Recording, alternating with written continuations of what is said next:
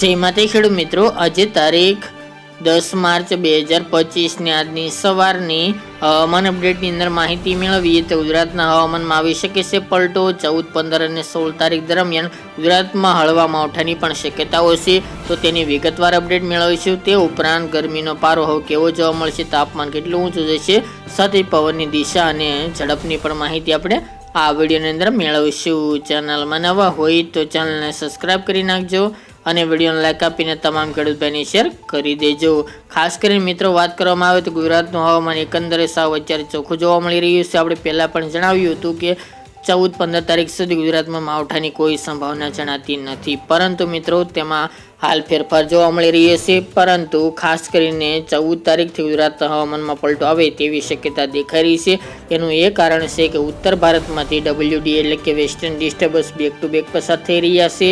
પેલું western disturbance આગળ વધી ગયું છે, પરંતુ ગુજરાતમાં તેનો કોઈ અસર કરતા ન રહ્યું. પરંતુ ફરી 13 થી લઈને 15 તારીખ દરમિયાન ઉત્તર ભારતમાંથી એક મોટું વેસ્ટર્ન ડિસ્ટર્બન્સ પસાર થવાનું છે. તેની લહેરો ગુજરાત સુધી પહોંચશે, જેના કારણે ગુજરાત ઉપર એક સાયક્લોનિક સર્ક્યુલેશન સક્રિય બનશે, જેથી ગુજરાતના હવામાનમાં પલટો આવે તેવી શક્યતાઓ રહેલી છે. અત્યારના વેધર મોડેલ પ્રમાણે વાત કરીએ તો ગુજરાતના અનેક ભાગોની અંદર ખાટા વાદળો બંધાશે, એટલે કે વાદળછાયું વાતાવરણ જોવા મળે તેવી શક્યતા રહેલી છે. આ સિસ્ટમની અસર વધુ ન જોવા મળે તો બી ગુજરાતની અંદર હળવા ઝાપટા કોઈક જગ્યાએ પડે તેવી શક્યતા રહેલી છે. પરંતુ હજુ પણ સિસ્ટમમાં ફેરફાર થશે તો ગુજરાત હાલ તો માવઠાથી વંચિત પણ રહી શકે છે, પરંતુ ગુજરાતમાં ચોક્કસપણે વાદળછાયું વાતાવરણ જોવા મળશે, જેની તમામે ખેડૂત ભાઈ નોંધ લેવી.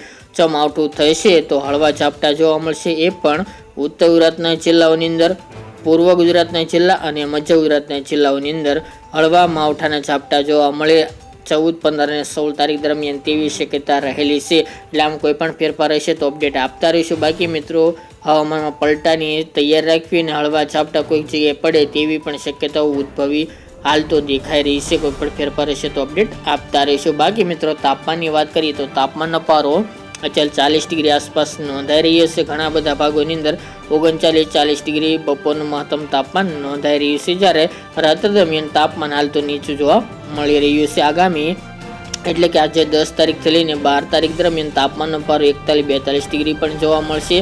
એમાં પણ સૌરાષ્ટ્રના અમુક ભાગો, કચ્છ, મધ્ય પૂર્વના ભાગોની અંદર પણ તાપમાનનો પારો ઊંચો જાય 40 પાર તેવી શક્યતા આગામી 3 દિવસ દરમિયાન જોવા મળશે. બાકી મિત્રો ત્યારબાદ તાપમાન ફરી નોર્મલ કેટેગરીમાં જોવા મળે, એટલે નીચું જોવા મળે તેવી શક્યતા રહેલી છે, કારણ કે 13, 14 અને 15 તારીખ દરમિયાન વાદળછાયું વાતાવરણ થતાં તાપમાન થોડું નીચું ચાલે તેવી સંભાવના દેખાઈ રહી છે, 40 કરતાં નીચું જોવા મળશે.